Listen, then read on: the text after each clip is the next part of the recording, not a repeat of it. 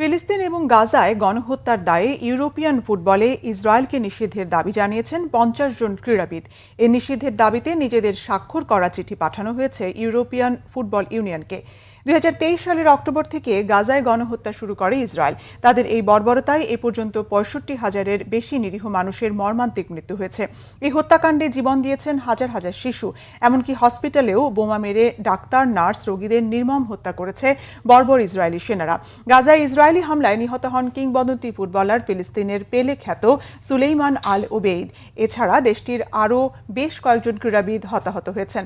ইসরায়েলের এমন বর্বরতায় England, France, Canada, Australia, Germany সহ 151টি দেশ ফিলিস্তিনের স্বাধীনতার পক্ষে নিজেদের সমর্থন জানিয়েছেন। জাতিসংঘের সাধারণ পরিষদে ফিলিস্তিনের স্বাধীনতার পক্ষে জোরালো বক্তব্য প্রদান করেছেন বিশ্বের অনেক রাষ্ট্রপ্রধানগণ। এর মধ্যেই এবার ক্রীড়াঙ্গনে ইসরায়েলকে নিষিদ্ধের দাবি জানালেন বিশ্বের 50 জন ক্রীড়াবিদ। ওয়েফার কাছে পাঠানো চিঠিতে স্বাক্ষর করা ক্রীড়া তারকাদের অন্যতম হলেন ইংল্যান্ডের অলরাউন্ডার মঈন আলী, একসময় বিশ্বের সবচেয়ে দামি ফুটবলার ফরাসি মিডফিল্ডার পল পগবা ও ব্রিটিশ বক্সার জ্যাক চেল্লির মতো জনপ্রিয় ক্রীড়াবিদরা। এর আগে তুরস্ক ফুটবল ফেডারেশনের প্রেসিডেন্ট ইব্রাহিম হাজি ফিফা, ওয়েফা ও জাতীয় ফুটবল সংস্থাগুলোর প্রধানদের কাছে চিঠি লিখে ইসরায়েলকে ফুটবল প্রতিযোগিতা থেকে নিষিদ্ধ করার আহ্বান জানিয়েছেন। স্পেনের প্রধানমন্ত্রী পেদ্রো সানচেজও এই নিষিদ্ধের দাবি করেছেন।